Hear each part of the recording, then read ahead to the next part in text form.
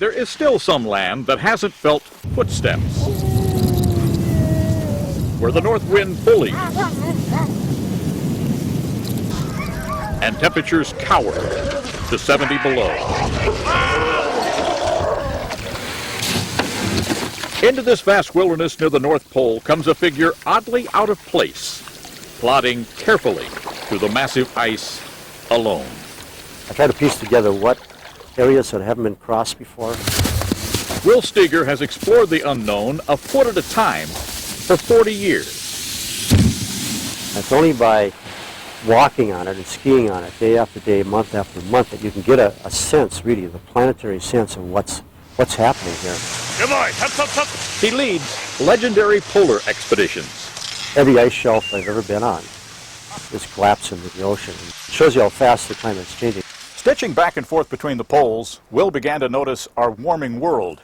Wrote one of the first books about it. Now the old explorer has set himself a new challenge. Here at his home in the great northern Minnesota woods, he's teaching the next generation how to rally support and solve the problem. This one went on the North Pole, 86. Steger doesn't give lectures. He gives himself. Let's see how deep this is here. Working alongside small groups of kids who want to save the planet. I really believe that this generation is going to take on this. This is going to be their issue. Will designed this center where they can talk out solutions. That's a great building stone.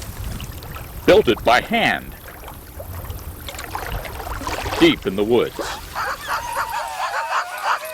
We dog sledded in 1 million pounds of gravel, 3 miles, 3 hills, all the way into our place. He approached all this like he did his explorations. A little dreaming, a lot of planning. I bought this land when I was 19. Made the down payment with a $20 traveler's check and a $5 bill left over from his first expedition. His parents insisted he pay for his adventures. I used to cut lawns, caddied, babysit my brothers and sisters. 8 of them. 1 bathroom, I should add. They grew up in the Minneapolis suburbs. My parents never camped out a day in their life. But they gave him the freedom to work for his dream. I put myself through college. Then taught himself to survive on the trail.